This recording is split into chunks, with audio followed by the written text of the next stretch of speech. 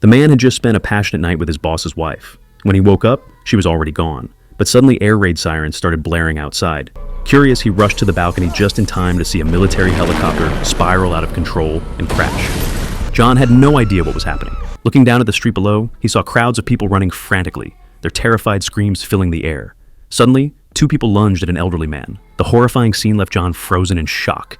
He had no clue what was going on down there. As he scrambled back inside on his hands and knees, a stranger burst through the door, claiming to be his neighbor from next door. The man said his roommate had suddenly gone crazy and begged John to let him stay.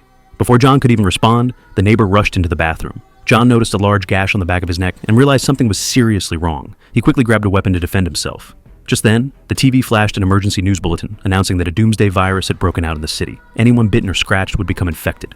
Unfortunately, the neighbor walked out just in time to see the news. He frantically insisted he was fine, but his eyes had already turned red. John pointed his weapon at him and ordered him to leave. The neighbor had no choice but to go.